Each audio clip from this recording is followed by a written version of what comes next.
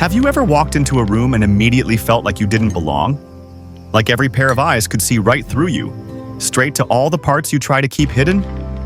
For Elara Vance, that feeling wasn't just a moment of anxiety. It was the air she breathed. It was her new normal.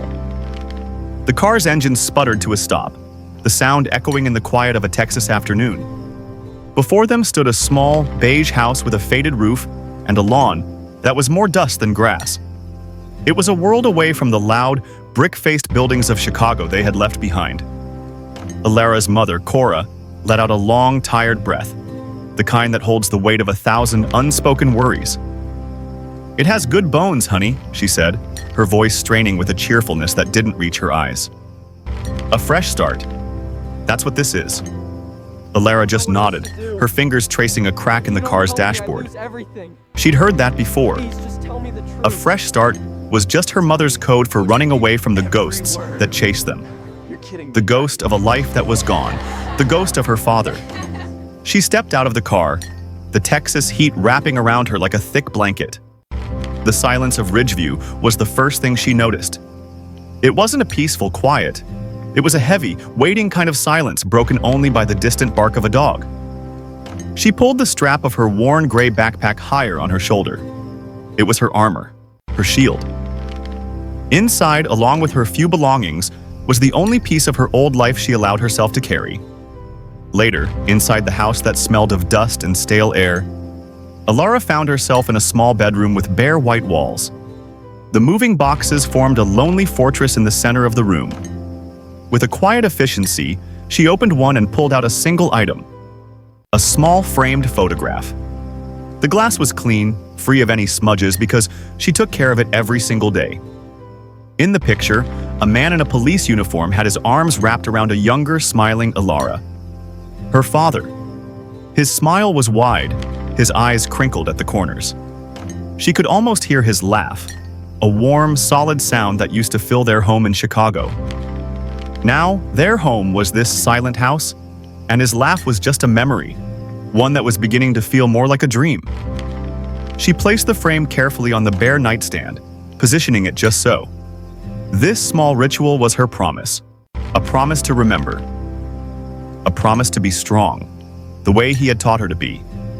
It was this memory that fueled her, that gave her the courage to face another new school, another sea of unfamiliar faces. The next morning, Elara stood across the street from Ridgeview High School. The building was large and modern, all sharp angles and clean glass, a complete contrast to their dilapidated new home. Students swarmed the entrance, a chaotic blur of colorful backpacks and loud greetings. They moved in packs, their laughter sharp and exclusive. They had history with each other, bonds forged over years of shared classes and Friday night football games. Elara felt a familiar dread settle in her stomach. It wasn't a fear of any one person, but a deep weariness of the whole exhausting dance. The sidelong glances at the new girl, the whispered questions, the inevitable struggle to find a place to sit at lunch where she wouldn't be in anyone's way. Her goal was simple, and it was the only thing she focused on as she took a deep breath and stepped forward. She didn't need to make friends. She didn't need to be popular. She just needed to be a ghost. To move through the halls unseen, to leave no impression, to graduate, and to hopefully, finally, find a little peace. But as she pushed open the heavy front door and was swallowed by the noise and the crowd, a cold certainty trickled down her spine. In a place like this, where everyone was desperately trying to be seen, the one person trying to be invisible would often stand out the most, and standing out was the most dangerous thing she could do. Have you ever met someone who seemed to own the very air they breathed? A person who walked into a room and, without saying a word, commanded every bit of its attention? At Ridgeview High, that person was Jaxson Croft. And on Elara's first day, she learned just how deep his rule went. The hallways of Ridgeview weren't just corridors. They were a living, breathing map of power. And Elara, a master of observation from years of being the new girl, began charting it immediately. The freshmen huddled by the water fountains, their eyes wide. The theater kids took over the space near the auditorium, their voices loud and expressive. But the center of the universe, the true heart of the school's social life, was a stretch of lockers right next to the main entrance. That was Jaxson's court. He was impossible to miss. Tall, with the kind of athletic build that came from private training, not just school sports. He had sun-streaked brown hair and a smile that was always ready, a perfect, easy grin that he flashed like a currency. But Elara saw past the surface. She saw the way his eyes, a cool, assessing blue, never quite smiled along with his mouth. They were always moving, always calculating. His name was everywhere. A plaque on the new football field bleachers read, "Donated by the Croft family." His face was on last year's Student Athlete of the Year banner, hanging proudly in the gymnasium entrance. He wasn't just a student. He was a local celebrity. Elara's first class was history, and it was there she witnessed his power in action. Mr. Davison, a young teacher with a nervous habit of adjusting his glasses, was taking attendance. "Croft, Jaxson?" he called out. "Here," Jaxson said, his voice a relaxed drawl. He was slouched in his chair, texting under the desk. "Hey, Mr. D, any chance we can push that essay deadline back? The Ravens have a huge away game Thursday. Would be a shame if your star receiver was too tired to play because he was up writing." It wasn't a question. It was a statement, wrapped in a friendly suggestion. The class fell quiet, waiting. Mr. Davison's smile was tight.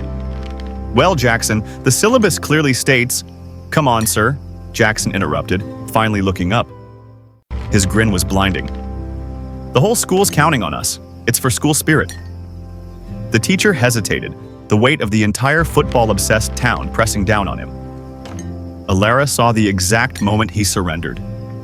"All right, one extra day, but that's it." "Thanks, Mr. D, you're the best."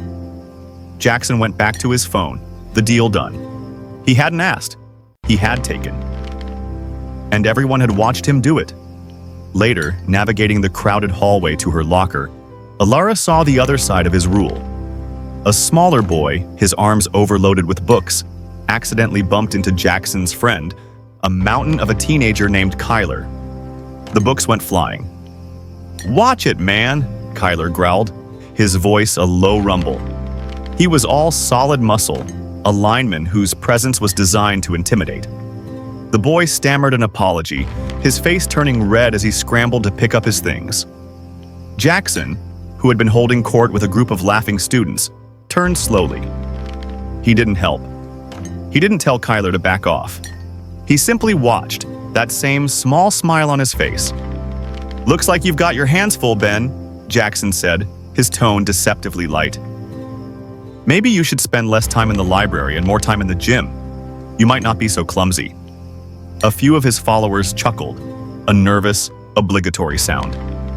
Ben kept his eyes on the floor, gathering the last of his books before hurrying away, the humiliation clinging to him like a shadow. Kyler clapped Jaxson on the back, and they continued down the hall as if nothing had happened. This was their normal. Jaxson was the mind, and Kyler was the muscle. Together, they were untouchable. Elara felt a cold knot tighten in her stomach. She knew this type. The kind of person who fed on the discomfort of others, who needed to feel superior to feel alive. She made a mental note, sharp and clear. Jaxson Croft and his circle were a danger zone, to be avoided at all costs. She kept her head down, her gaze fixed on the scuffed tiles of the floor, aiming to slip past his group like a whisper. But as she passed within a few feet of him, something shifted. The casual laughter from his group seemed to quiet for a half second. Elara didn't look up. She didn't make eye contact. She just kept walking, a solitary figure in a sea of noise and color. But Jaxson had noticed. In a world where everyone either sought his approval or flinched away from his gaze, this new girl was a blank space.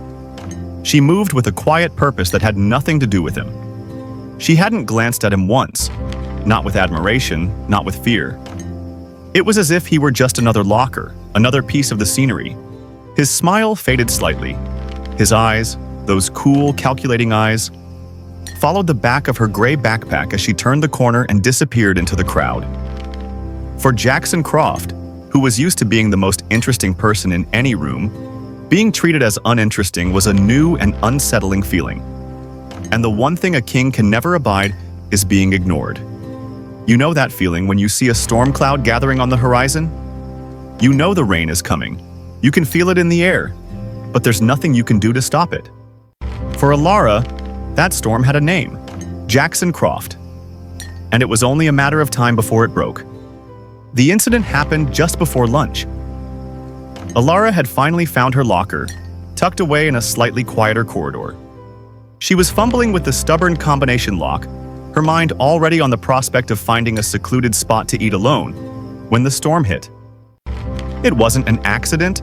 A solid, muscular shoulder slammed into her from behind, a deliberate, forceful shove. The impact was jarring. Her grip on her books vanished, and they tumbled to the floor, scattering across the worn hallway tiles with a series of loud claps. A few loose papers fluttered away like wounded birds. "Watch it, new girl," a voice grunted. It was Kyler, Jackson's enforcer. He stood over her, a smug, brutish look on his face, not even pretending it was a mistake. Elara's heart hammered against her ribs, a primal reaction to the sudden aggression. But she didn't gasp. She didn't cry out. She simply took a slow, quiet breath, the way her father had taught her to do when fear tried to take over. "Breathe, kid. Think." She knelt down, her movements deliberate, and began gathering her papers, her face a mask of calm concentration. This was it, the test she'd been expecting. And then, he was there. Jaxson Croft emerged from the small crowd that had begun to gather, leaning against the lockers as if he owned them. Which, in a way, he did. "Easy, Kyler," Jaxson said, his voice smooth as honey. He shook his head, feigning disappointment. "Can't you see she's fragile?" The way he said fragile was like a doctor diagnosing a disease. He took a single, slow step forward and placed the pristine, expensive sole of his designer sneaker directly on top of her physics textbook, pinning it to the floor. "You should be more careful," he continued, his eyes locked on Elara. "This hall can be dangerous for someone who doesn't know how things work around here." The message was clear. This was his kingdom. These were his rules. And she was an uninvited guest. A few snickers came from his friends. The other students in the hallway had stopped, their conversations dying. This was better than reality TV. This was the king putting the new peasant in her place. Elara's fingers, which had been reaching for a stray pencil, stilled. She slowly straightened up, rising to her full height. She didn't look at the shoe on her book. She didn't look at the snickering faces around her. She looked directly at Jaxson, and her expression wasn't one of anger or fear or even defiance. She looked bored. Her calm hazel eyes met his cool blue ones, and in them he saw nothing. No tears, no rage, no pleading. It was like looking into a still, deep lake where you couldn't see the bottom. The hallway grew quieter. The snickering stopped. Jackson's confident smirk, which had been plastered on his face, faltered. It was the tiniest twitch at the corner of his mouth, but it was there. This wasn't the reaction he was used to. This wasn't the reaction he wanted. "Are you done?" Elara asked. Her voice was low, even, and perfectly clear. It wasn't a challenge shouted from a mountaintop. It was a simple, quiet question, asked with the mild impatience of someone waiting for a long line to move. The air seemed to get heavier. Kyler shifted his weight, confused by the lack of drama. Jackson's brain, so used to a predictable script, scrambled for a response. His charm had failed. His intimidation had failed. "You got an attitude for someone who doesn't know anyone here," he said, the smoothness in his voice now replaced with a slight edge. Elara's gaze didn't waver. "I know enough," she said softly. She didn't try to push his foot away. She didn't demand he move. She just waited. She held his gaze with a patience that felt infinite, as if she had all day and he was the one being inconvenient. The silence stretched, becoming awkward, becoming painful for Jaxson. He was the one on display now, and he was failing to perform. A forced, hollow chuckle escaped his lips. "Feisty," he muttered, more to himself than to her. He finally, slowly, lifted his foot from her book. It was a retreat. A small one, but a retreat nonetheless. Elara didn't acknowledge his surrender.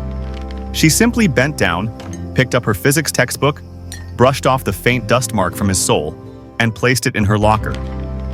Then she closed the metal door with a soft, final click, turned, and walked away without a single backward glance. She left behind a stunned silence. Jaxson stood there watching her go, the heat of humiliation rising up his neck. The students who had witnessed the exchange began to murmur, their eyes flicking from Jackson's stiff form to Elara's retreating back. She had publicly dismissed him. She had looked at the king and found him unimpressive. But the plot twist wasn't just his public embarrassment. As the burning anger simmered in his chest, another, more disturbing feeling began to mix with it. A sharp, prickling curiosity. Who was she?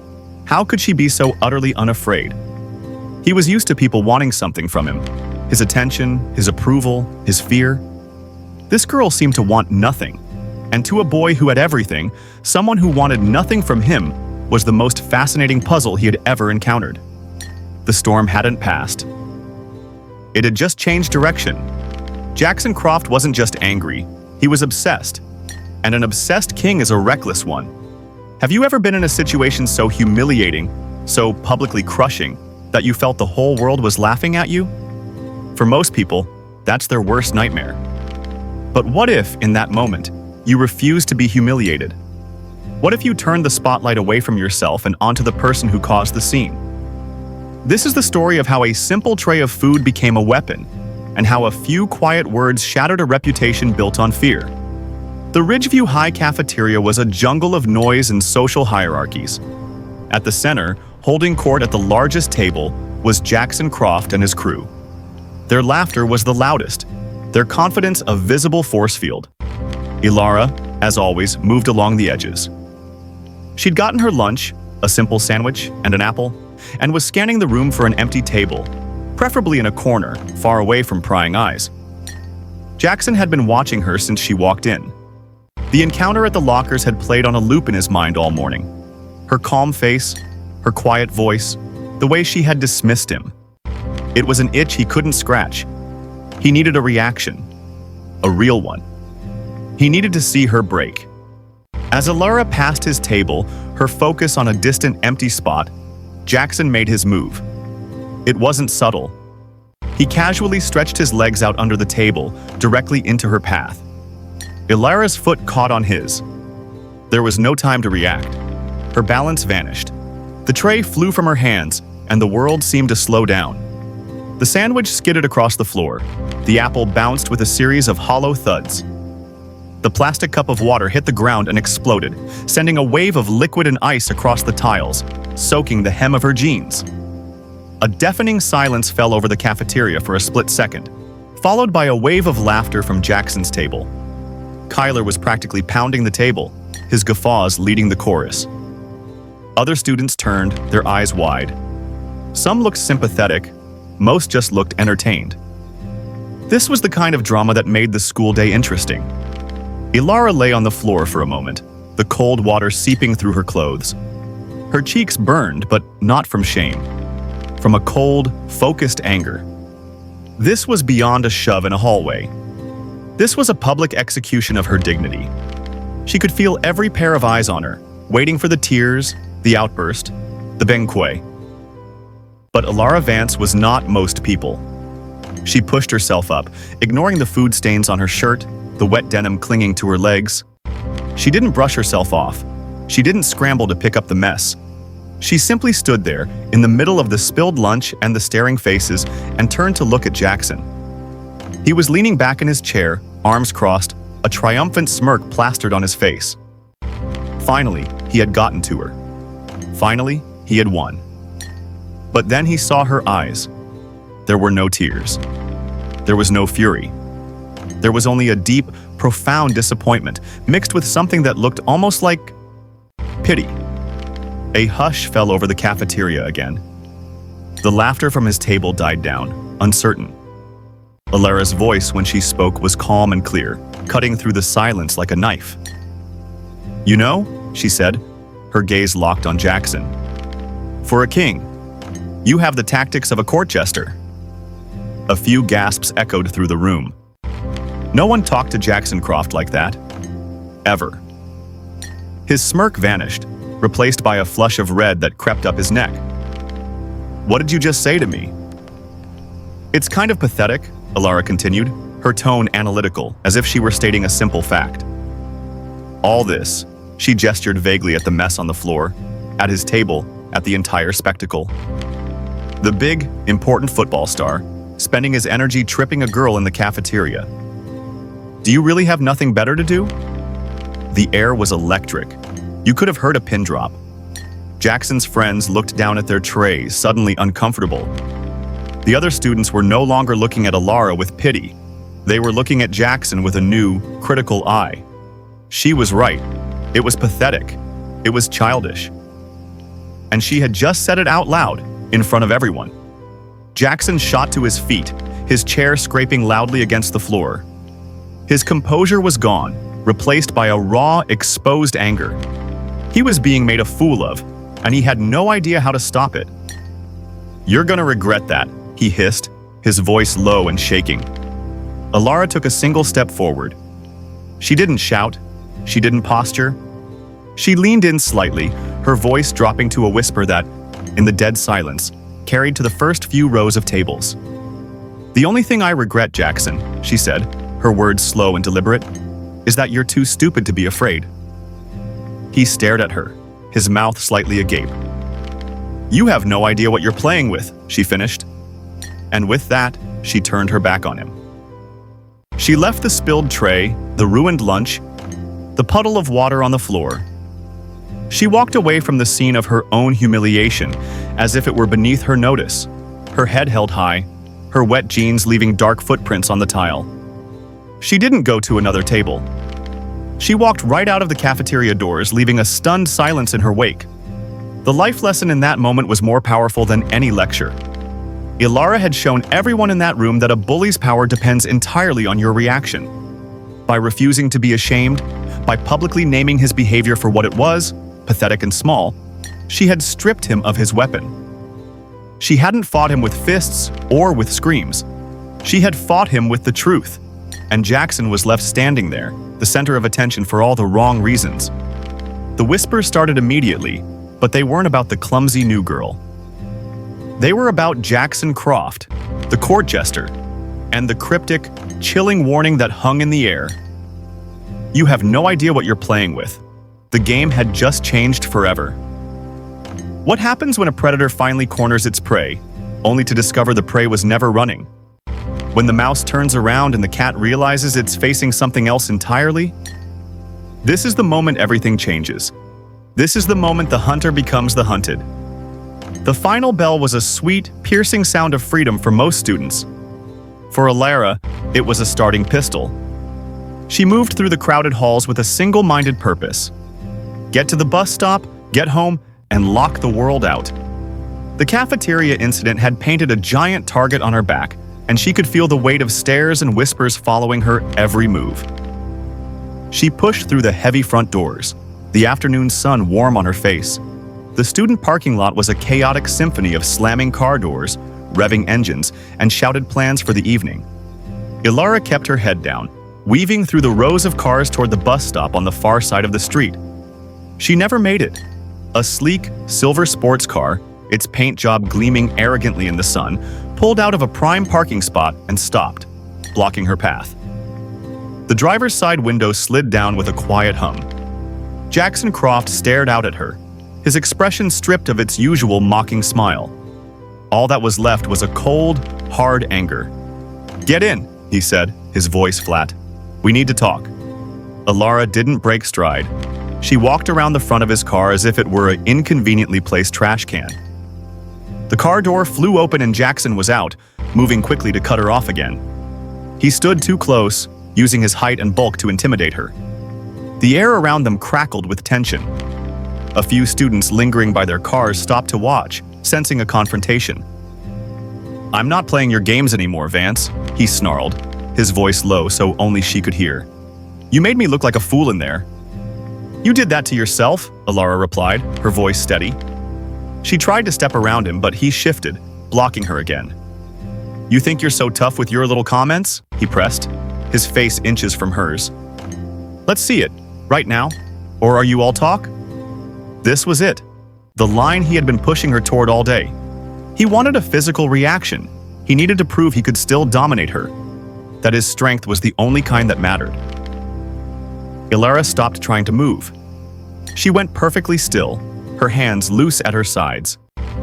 She looked up at him, and for the first time he saw a flicker of something in her calm eyes. It wasn't fear. It was a cold, focused readiness. "I told you to walk away, Jaxson," she said, her words measured. He let out a short, harsh laugh. "And why would I do that?" "Because you're scared of being irrelevant," she said. "And after today, you will be." That was the final straw. With a grunt of pure frustration, Jaxson reached out, his hand aiming to grab her shoulder to shove her, to finally make her yield. He never made contact. What happened next was so fast the watching students would later struggle to describe it. It wasn't a wild swing or a girl fight scramble. It was a blur of precise, economical motion. As his hand came toward her, Elara didn't flinch back. She flowed forward. She sidestepped the grab, her left hand snapping up to capture his wrist. At the same time, her right arm hooked under his, and she spun her body, using his own forward momentum against him. In less than a second, Jaxson was bent forward, his arm locked against his back in a hold that sent a sharp, stunning jolt of pain through his entire shoulder. He was completely, utterly immobilized. A shocked gasp rippled through the small crowd. "What the?" Jaxson grunted, his face contorted in shock and agony. "Let go of me!" Elara leaned close, her voice a cold whisper in his ear. "Your first mistake was thinking I was weak. Your second was touching me." Just then, a new sound cut through the parking lot chaos. A deep, throaty, powerful roar that made the windows on the nearby cars vibrate. A massive black Harley-Davidson motorcycle rolled to a stop a few feet away, its engine rumbling like a waking beast. The rider killed the engine, and in the sudden silence, the only sound was Jackson's ragged breathing. The rider swung a leg off the bike and stood up. He was a mountain of a man, dressed in a simple black t-shirt and jeans, a worn leather vest over top. He had a close-cropped, graying beard and eyes that seemed to take in the entire scene. The pinned Jaxson, the stunned onlookers, Elara's controlled stance, in a single, sweeping glance. On his heavily muscled forearm, a stark, unmistakable tattoo stood out, the crest of the 75th Ranger Regiment. He didn't shout. He didn't need to. His presence alone demanded silence. "Elara," the man said, his voice a low, calm rumble. "Problem?" Elara didn't look away from Jaxson. "No, Uncle Marcus," she said, her tone shifting back to its normal calm. "Just a misunderstanding." She released the pressure on Jackson's arm and gave him a slight, dismissive shove away. Jaxson was just leaving. Jaxson stumbled back, clutching his aching shoulder, his mind reeling. The pain was one thing. The shock of being so easily manhandled was another. But the sight of this man, this Uncle Marcus, filled him with a primal, chilling dread. This wasn't a rich dad who would complain to the principal. This was a man from a world Jaxson had only seen in movies. A world of real, hard consequences. Marcus's eyes, sharp and assessing, locked onto Jaxson. "Was he?" he asked, the simple question carrying the weight of a direct threat. Jackson's mouth was dry. All his words, his boasts, his threats, evaporated. He could only manage a weak, frantic nod. He scrambled backward, fumbling for the handle of his car door, his keys nearly slipping from his trembling fingers. He didn't look at Elara again. He didn't look at the staring students. He just got in his car, started the engine with a roar, and sped out of the parking lot as if demons were on his tail. He had tried to bully a girl, and instead, he had come face to face with a reality he couldn't comprehend. He had been defeated, not just in front of an audience, but in his soul. For the first time in his life, Jaxson Croft knew what it felt like to be truly, deeply afraid. Have you ever watched a crack appear in a dam? It starts small, almost invisible. But once it's there, the pressure does the rest, until the whole structure gives way. In the social world of Ridgeview High, the confrontation in the parking lot was that first hairline crack. and by the next morning the whole school was about to feel the flood. The story spread not like a rumor, but like a confirmed fact. It was too wild, too specific, and had been witnessed by too many people to be anything but the truth. Jaxson Croft, the untouchable king, had been physically subdued by the quiet new girl. He had been held helpless, in pain, and then utterly terrified by a man who looked like he'd stepped out of an action movie. The whispers in the hallway the next day had a different tone.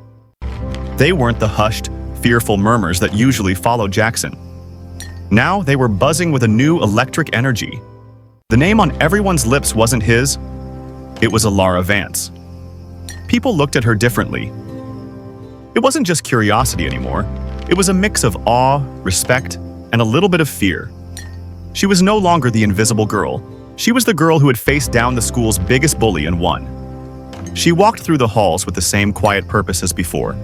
But now, a path cleared for her. Students she'd never met would glance at her, then quickly look away, as if she were too intense to look at directly. Jaxson felt the shift immediately. When he walked into school, the usual chorus of, "Hey man," and "What's up, Jax?" was quieter, more hesitant. The looks he got were no longer purely admiring. They were questioning, assessing. He saw the sidelong glances, the quickly hidden smiles. His invincible image had a giant, Elara-shaped crack in it, and everyone could see it. The burning humiliation from the parking lot curdled into a cold, simmering rage. He couldn't touch her physically. That was now terrifyingly clear. So he would hit her where he thought it would hurt. Her territory. Her space. During third period, while the halls were empty, he and Kyler found her locker. With a sharp key, Jaxson carved a single ugly word into the metal. Freak. Then, for good measure, they stuffed the vent at the top with crumpled papers and a half-eaten banana they'd fished from a trash can. It was juvenile, petty, and exactly the kind of move Elara had called pathetic. But it was all he had left.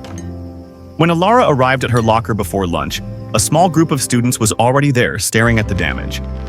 They turned to her, expecting tears or anger, or to see the legendary composure finally break. Elara stopped. She looked at the scratched metal. She looked at the garbage spilling from the vent. And then she did something no one expected. She pulled out her phone. She didn't curse. She didn't even sigh. She simply opened her camera app and took several clear, well-lit photographs of the vandalism from different angles. She then turned on her video recorder and panned slowly from the defaced locker to the faces of the gathered students, capturing their silent witness. Then she turned and walked away, leaving the mess exactly as it was. She went straight to the principal's office. She didn't burst in crying. She asked to speak to Principal Davies calmly. When she was let in, she placed her phone on his desk. "Principal Davies," she said, her voice level and factual. "My locker, number 327, was vandalized this morning between 10:15 and 11:05. I have photographic and video evidence here. The word freak has been etched into the door, and biological waste has been stuffed inside the vent, which is a health code violation. I am reporting this as targeted harassment."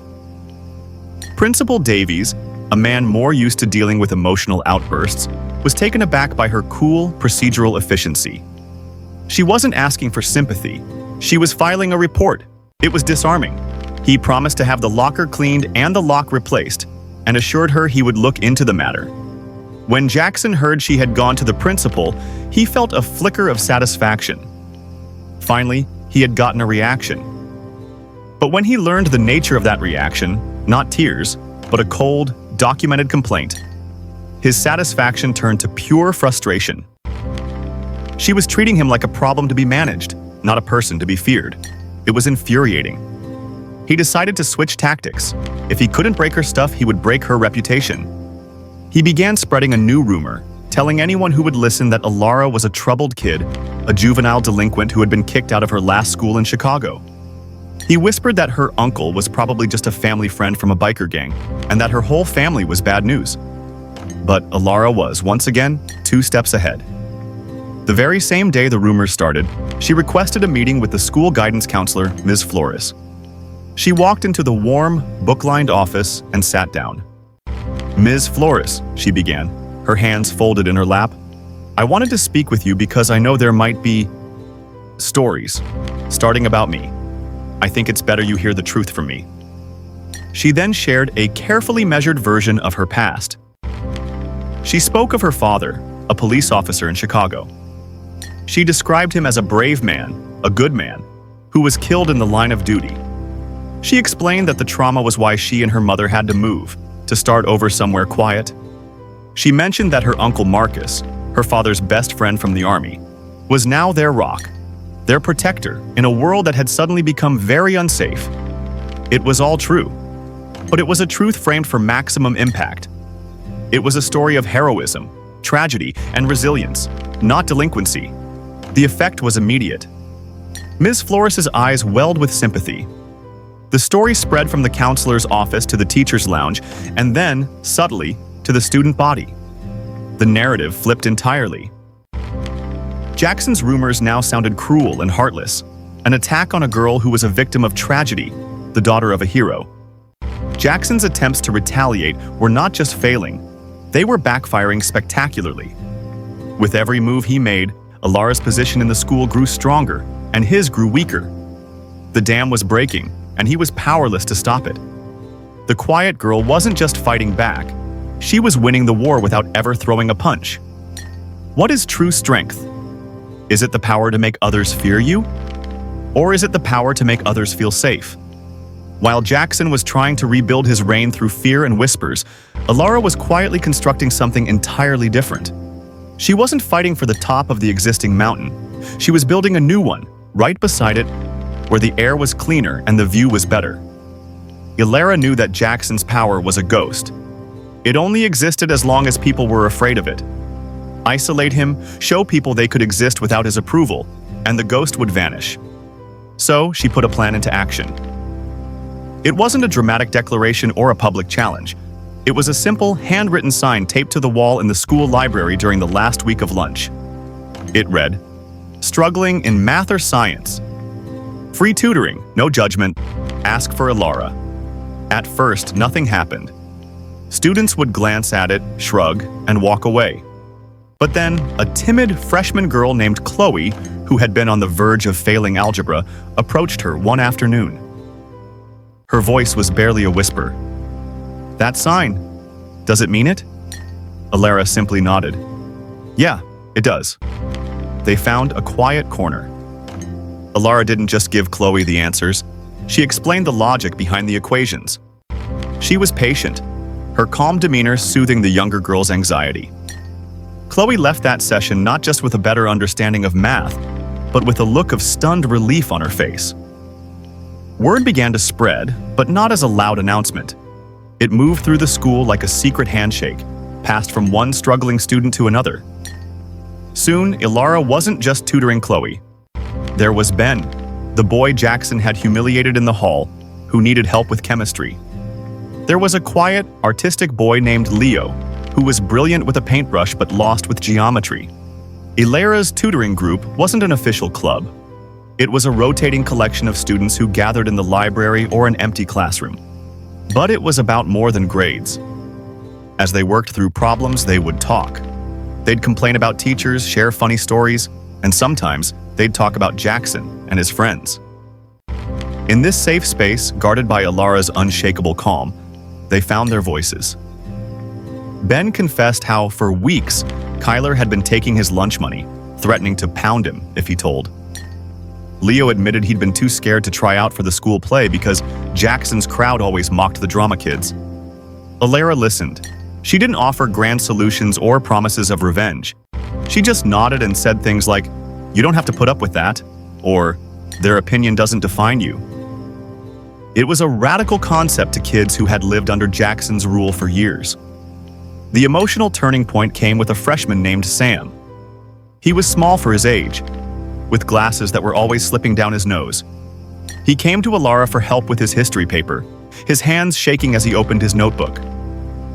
After they finished, as he was packing his bag, he stopped and looked at Elara, his eyes wide with a mixture of fear and admiration. "My lunch money got stolen last week," he said quietly, his gaze fixed on the table. by one of Jackson's friends. I was just going to let it go. My mom would give me more. It was easier. Elara waited, saying nothing.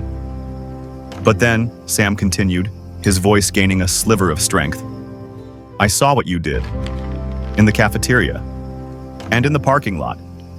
You weren't scared, and you kept coming to school. You didn't run away.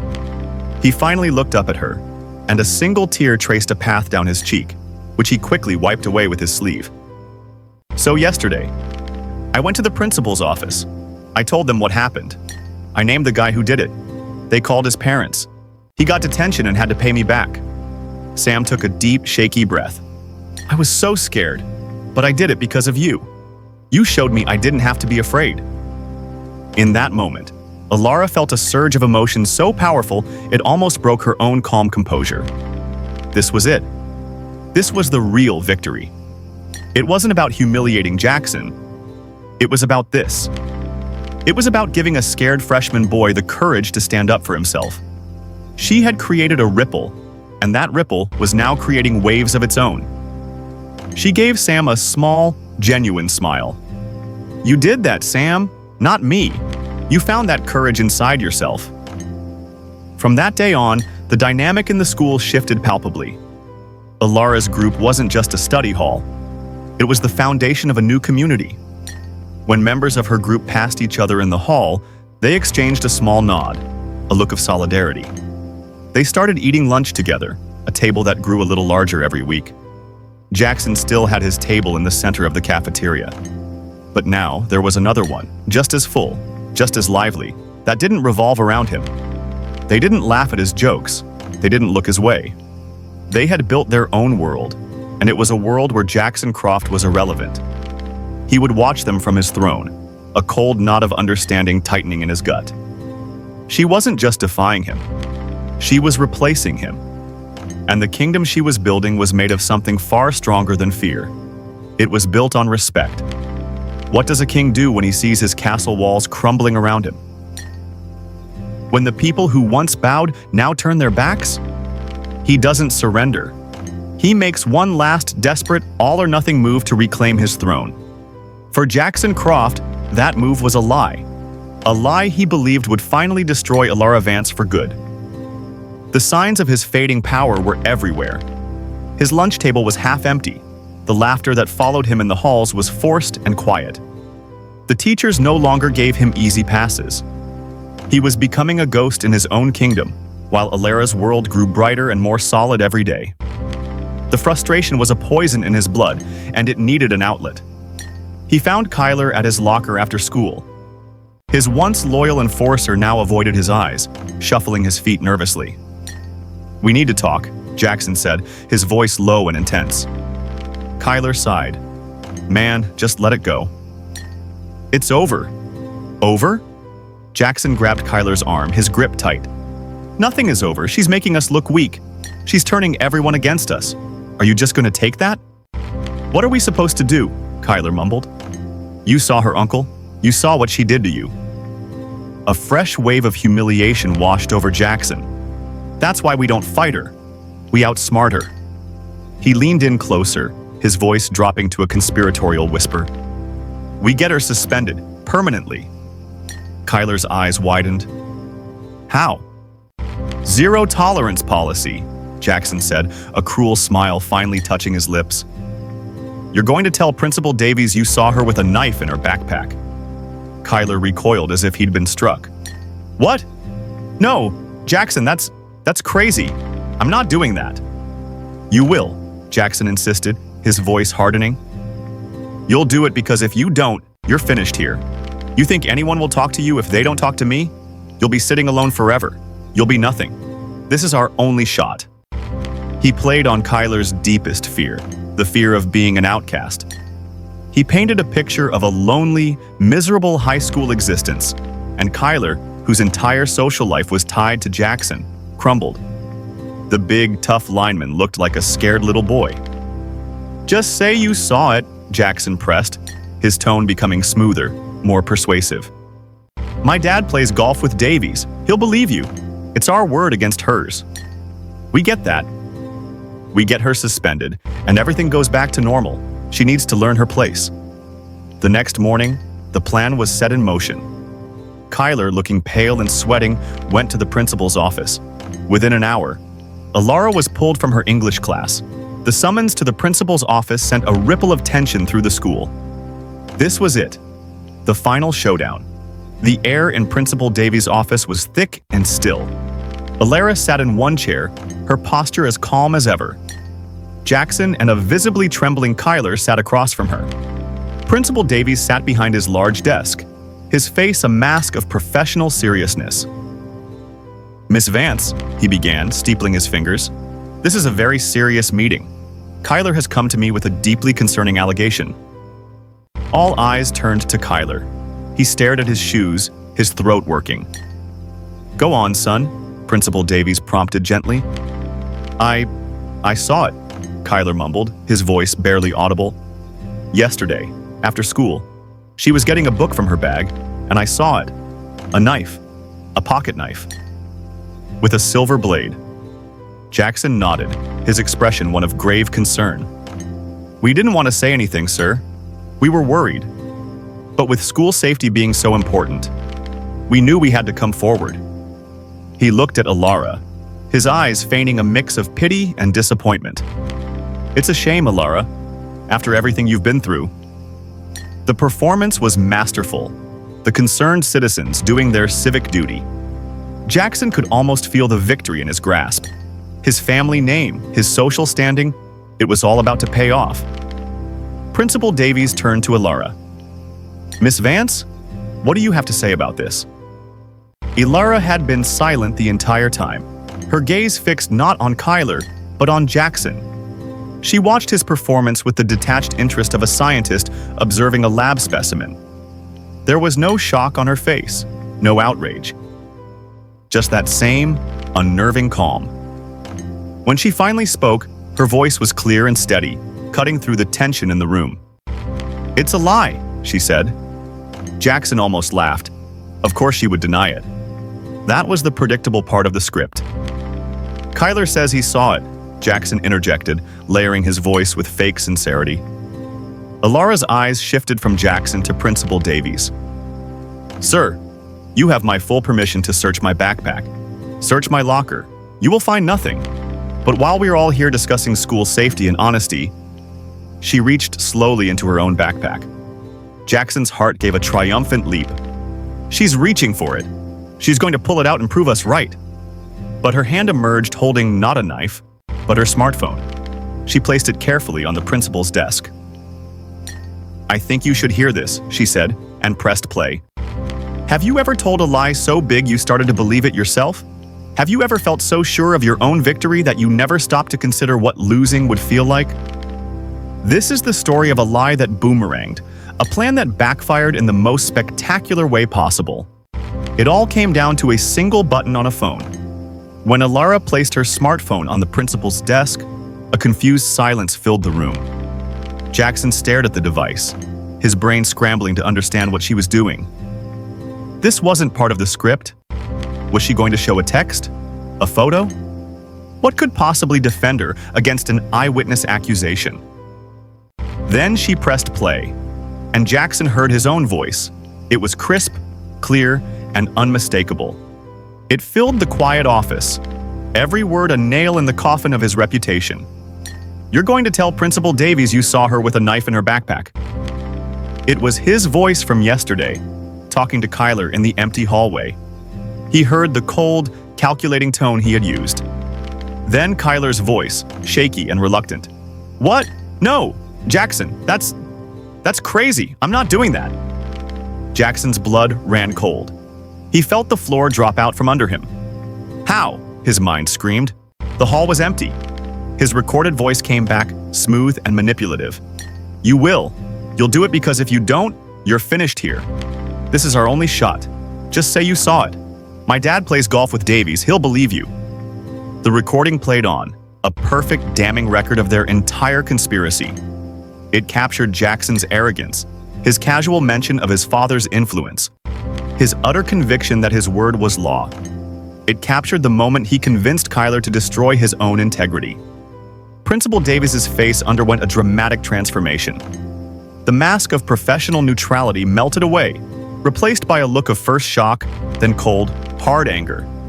His eyes, which had been soft with concern for Kyler, now burned with a quiet fury as they locked onto Jaxson. But the most devastating reaction was Kyler's. As the recording played, Kyler seemed to shrink in his chair. His face, already pale, became a sickly gray. He wasn't looking at Jaxson or the principal. He was staring at his own hands, clenched into white-knuckled fists in his lap. With every word from the speaker, he flinched as if being physically struck. The emotional moment wasn't one of anger, but of profound, soul-crushing shame. He had known it was wrong. He had felt it in his gut. But he had been too weak, too afraid of Jaxson to say no. And now, his own voice was testifying against him, proving to everyone in the room that he was not a tough enforcer, but a scared follower who had been willing to ruin an innocent girl's life just to stay in the king's good graces. When the recording finished, the silence in the office was heavier than any sound. It was a judgment in itself. Jackson's facade didn't just crack, it shattered. The look of feigned concern vanished, replaced by a raw, open-mouthed horror.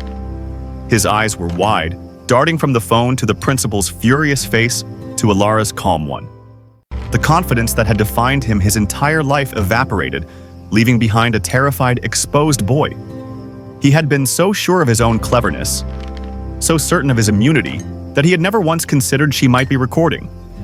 He had walked right into the trap, boasting about his plan, giving her all the evidence she needed. You recorded us?" he stammered, his voice stripped of all its power, thin and reedy. Elara didn't answer him. She looked at Principal Davies.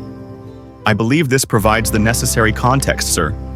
Principal Davies leaned forward, his voice dangerously quiet. "Jaxson? Kyler? Do you have anything to say for yourselves?" Kyler finally broke. A choked sob escaped his lips. He buried his face in his hands, his shoulders shaking. "I'm sorry," he mumbled, the words thick with tears. "He made me do it. He said I'd be nothing." Jaxson said nothing. He couldn't. There were no words left. Every lie, every excuse, had been rendered useless by his own voice. He was caught, completely and utterly. The king had been dethroned not by a rival but by his own arrogance, played back to him on a $200 smartphone. The look on his face was one of pure, undiluted defeat. It was the look of someone watching their entire world, their status, their future, their very identity, collapse into dust right before their eyes. He had tried to destroy Elara with a lie, and in the process, he had destroyed himself with the truth. What happens when the person everyone looked up to is revealed to be a fraud?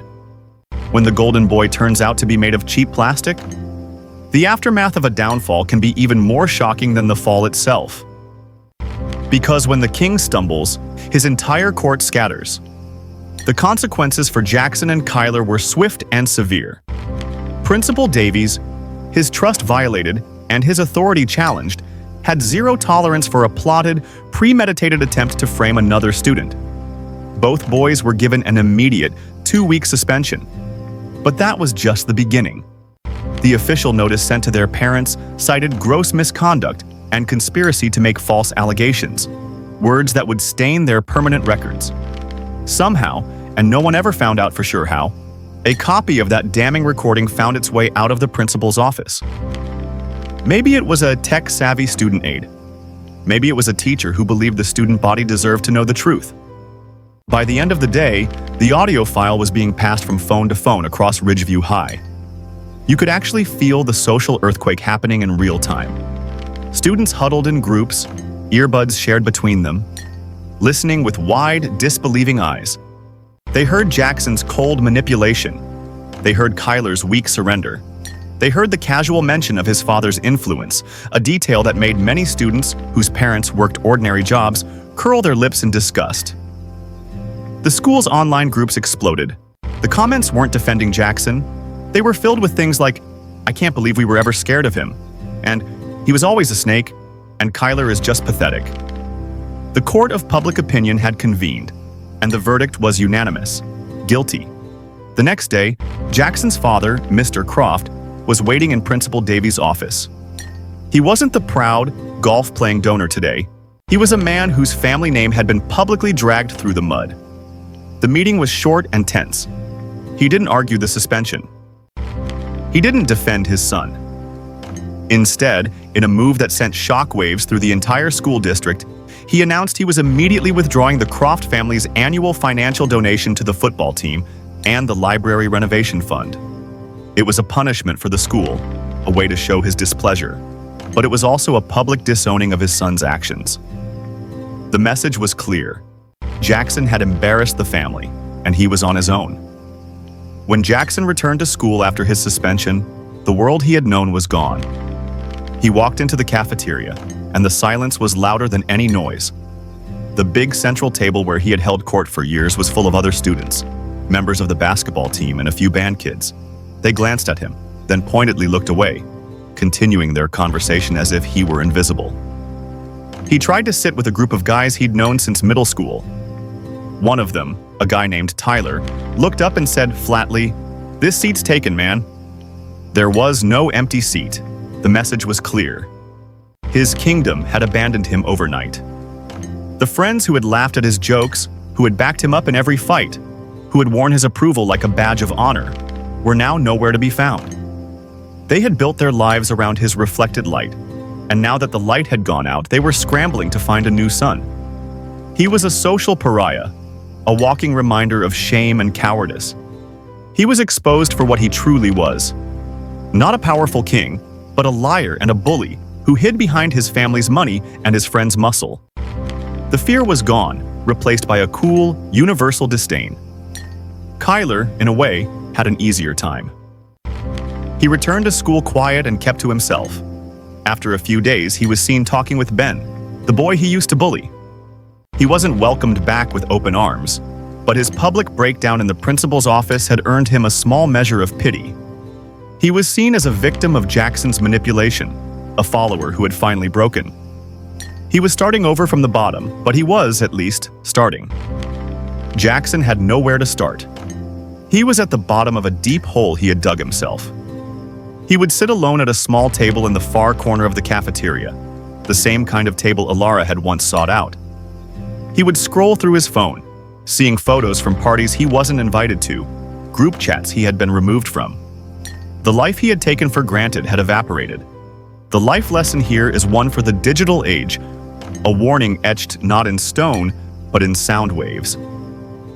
Your words have power, and in a world where every phone is a recording device, your own voice can become the most powerful evidence against you.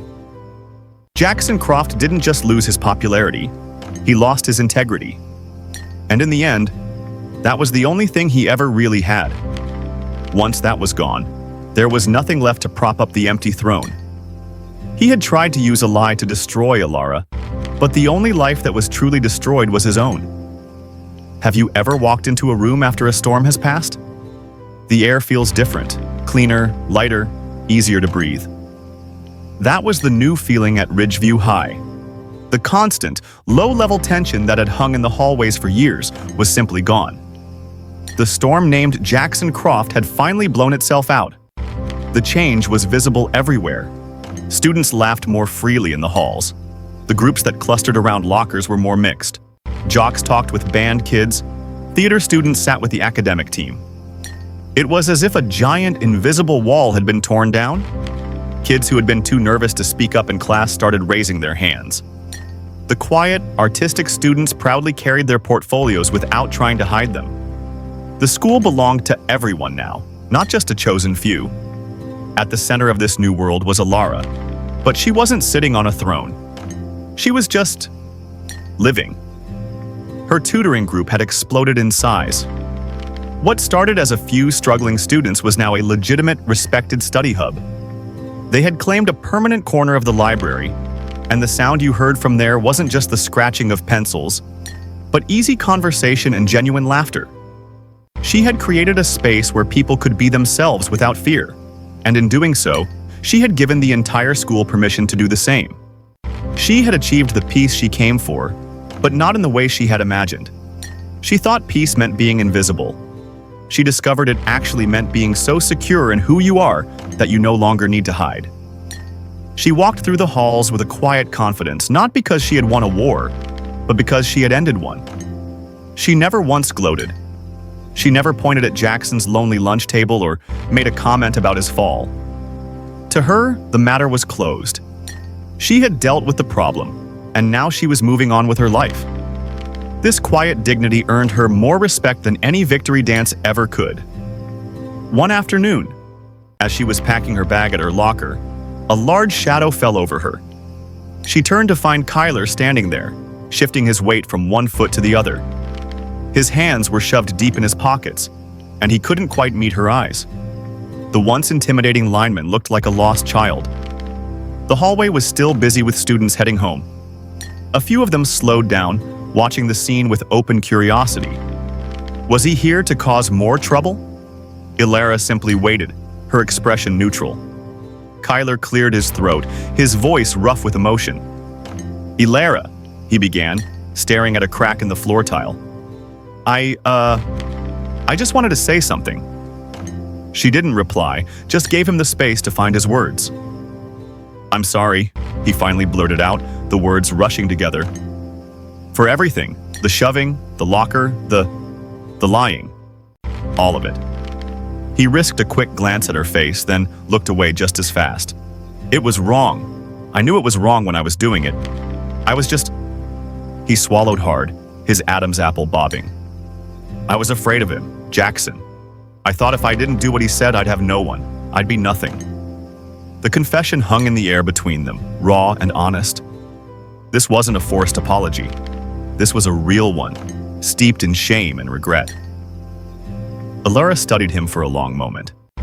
She saw the genuine misery in his posture, the weight of his own poor choices bearing down on him.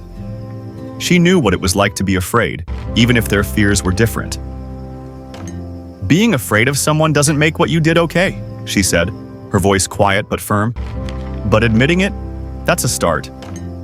Kyler nodded, his shoulders slumping in what looked like relief. "I know, I'm trying to, I don't know, be better." He didn't ask for forgiveness. He didn't make excuses. He just stood there, having offered his truth, waiting for whatever came next. Elara picked up her backpack and slung it over one shoulder. "Then keep trying," she said. It wasn't an absolution, but it was an acknowledgement. A door left slightly ajar, not slammed shut. She turned and walked down the hall, leaving him standing there. A few of the watching students gave him wary looks, but most just went about their business. The world kept turning. The surprise wasn't that Kyler apologized, it was that he meant it. It was the first green shoot of something new, pushing through the scorched earth of the old regime. It was proof that people could change, that they could look at the mess they'd made and decide to clean it up. The aftermath wasn't about punishment, it was about repair. And in the quiet apology of a former enemy, Elara saw that her new peace was stronger than she had ever dreamed. What is the loneliest sound in the world? For Jaxson Croft, it was the sound of his own footsteps echoing in a crowded hallway. It was the silence that surrounded him like a bubble, a space nobody dared to enter. He had become a ghost in his own life, haunting the places he once owned. His return to school after suspension was not a return to normal. It was an exile.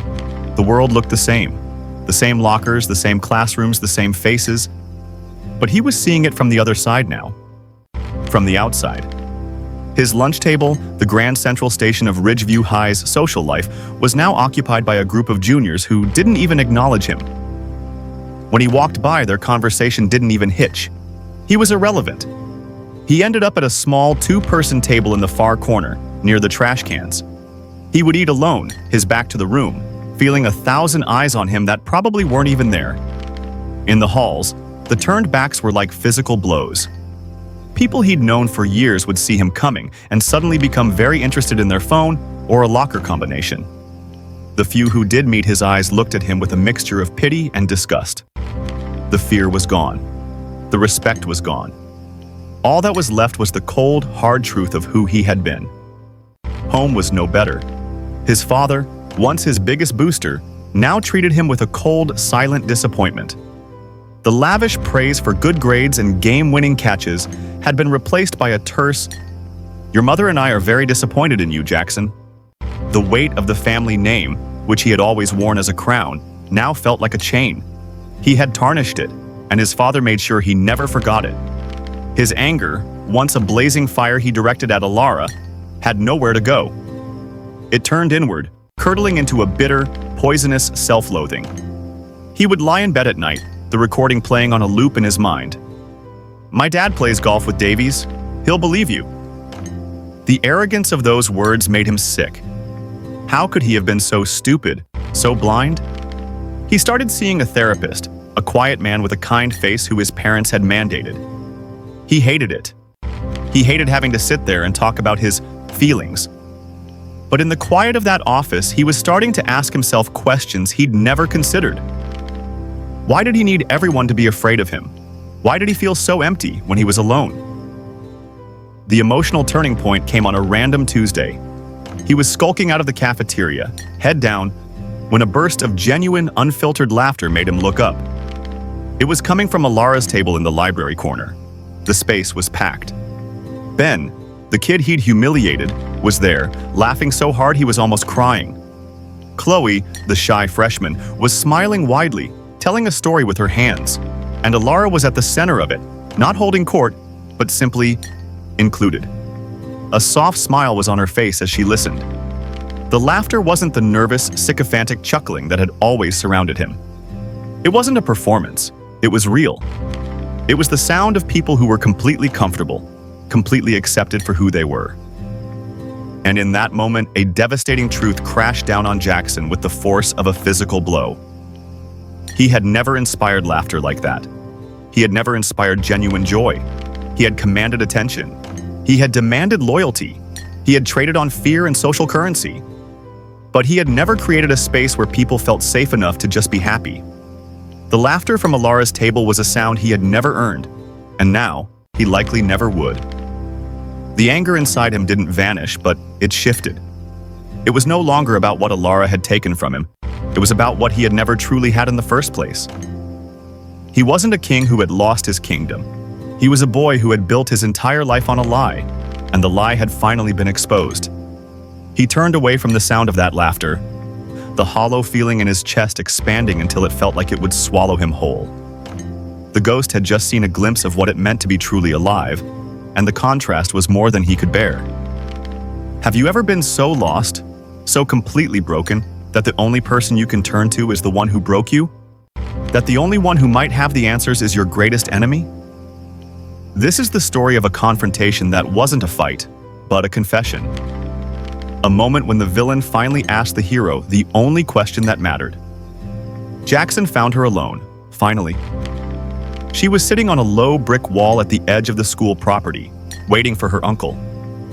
The late afternoon sun cast long shadows, painting the world in shades of gold and gray. For a moment, he just watched her.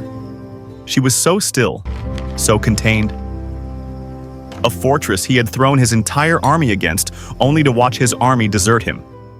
He walked over, his footsteps crunching on the gravel. She didn't startle.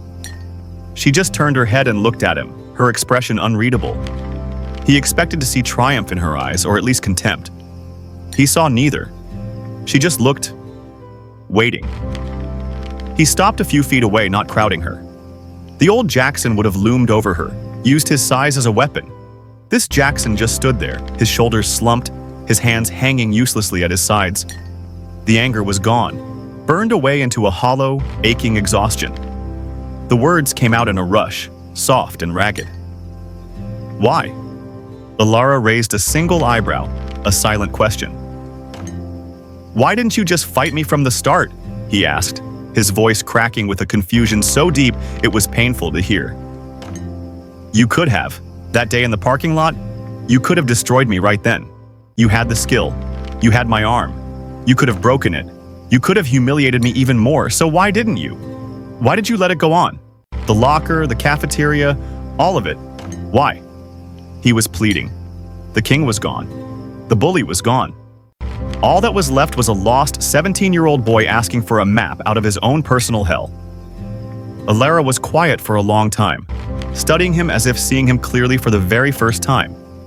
The setting sun caught the gold flecks in her hazel eyes. "I never wanted to fight you, Jaxson," she said, her voice calm and measured, like a teacher explaining a simple concept to a struggling student. "I just wanted you to stop." He stared at her, bewildered. "What?" "Fighting, you would have just been playing your game," she continued. "And it's a stupid game.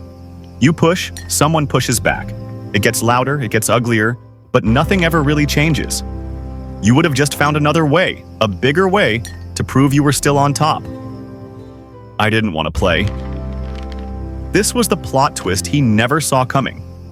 She hadn't been biding her time for a bigger attack. She had been refusing to enter the arena at all. But you did," he insisted, a flicker of his old frustration returning. "You embarrassed me in the cafeteria. You recorded me." "Those weren't attacks," she said, shaking her head slowly. "Those were consequences. You tripped me, and I pointed out how pathetic it was. That was a consequence for your action. You tried to have me expelled with a lie, and I provided the truth. That was a consequence. I didn't do anything to you. I just stopped you from doing things to me." She shifted on the wall, her gaze unwavering. "And I knew you would. I knew it from the first day I saw you leaning on those lockers." A cold dread, different from any fear he'd felt before, began to creep up his spine. "Knew what?" "I saw it," she said, her voice dropping, becoming almost gentle, which was somehow worse than any cruelty. "I saw the real you right from the start, all that bluster, all that control. It was just a cage you'd built around yourself. I saw how scared you were." "Scared?" he scoffed, but it was a weak, hollow sound. "I wasn't scared of you." "Not of me," Elara said, and she leaned forward, just a little, delivering the final, devastating blow. "You were scared of being irrelevant, of being ordinary, of waking up one day and realizing that no one cared about you unless you were making someone else feel small.